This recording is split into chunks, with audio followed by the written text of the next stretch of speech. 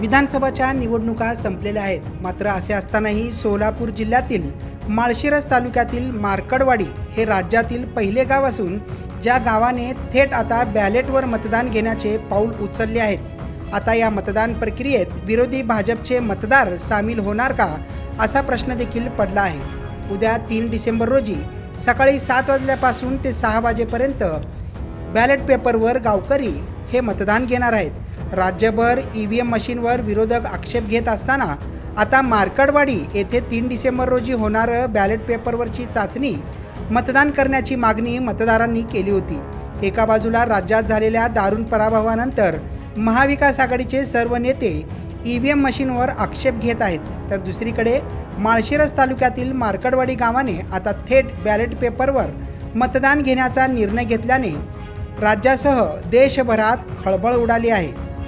माळशिरस तालुक्यातील या गावात आजवर शरद पवार गटाचे उत्तम जानकर यांना मोठे मताधिक्य मिळत आले आहे, पण यावेळी विरोधी भाजप उमेदवार राम सातपुते यांना मताधिक्य मिळाल्याने जानकर गटाने स्वखर्चाने गावात बॅलेट पेपरवर मतदान घेण्याचा निर्णय घेतला आहे। यासाठी या गावाने माळशिरस तहसीलदार यांना निवेदन देखील दिले होते।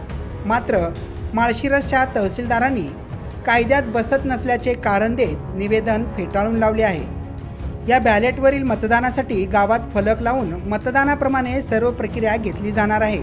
यासाठी लागणाऱ्या मतपत्रिका छापण्यास दिल्या असून गावातील प्रत्येकाने आपण विधानसभेच्या निवडणुकीत ज्याला मतदान केले त्यालाच पुन्हा एकदा मतदान करण्याचे आवाहन ग्रामस्थांनी केले आहे। वास्तविक या निवडणुकीत मोहिते पाटील व उत्तम जानकर हे 2 कट्टर विरोधक एकत्र आल्याने शरद पवार गटाला 1 लाखांपेक्षा जास्त मताधिक्याची अपेक्षा होती।